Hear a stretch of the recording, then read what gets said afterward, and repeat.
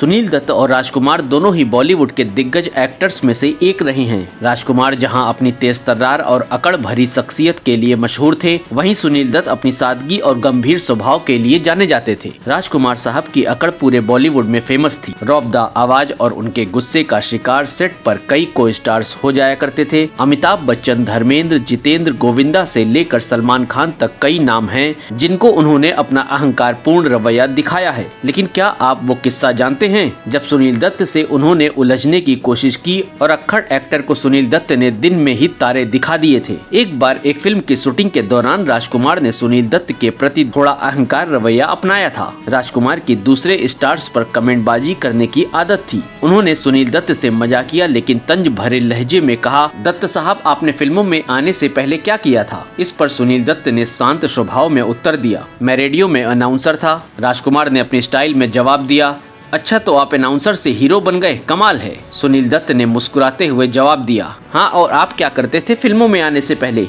राजकुमार ने सीना चौड़ा करके कहा, मैं पुलिस में सब इंस्पेक्टर था। इस पर सुनील दत्त ने तुरंत जवाब दिया, वाह तो फिर एक पुलिस वाला अब एक्टिंग कर रहा है, ये भी एक कमाल की बात है। सुनील दत्त की इस विनम्र लेकिन चतुर प्रतिक्रिया ने राजकुमार को चुप करा दिया था और उनकी हेकड़ी एक पल के लिए ठंडी पड़ गई थी। बॉलीवुड बबल को दिए इंटरव्यू में मुकेश खन्ना ने एक और किस्से का जिक्र किया। उन्होंने बताया कि कैसे एक बार सुनील दत्त से उलझना राज कपूर को भारी पड़ गया था। मुकेश खन्ना ने कहा, मुझे किसी ने बताया था कि राजकुमार शूटिंग के दौरान दूसरी तरफ देखकर डायलॉग बोल रहे थे, जिसकी वजह से सुनील दत्त बहुत बुरा मान गए। फिर उन्होंने तुरंत राजकुमार का कॉलर पकड़ लिया और उनका चेहरा अपनी तरफ घुमाया। सुनील दत्त ने राजकुमार से कहा, मेरी तरफ देखकर बात करो। उस वक्त राजकुमार पूरी तरह हिल गए थे। गौरतलब है कि राजकुमार बॉलीवुड इंडस्ट्री के बेहतरीन सितारों में से एक थे।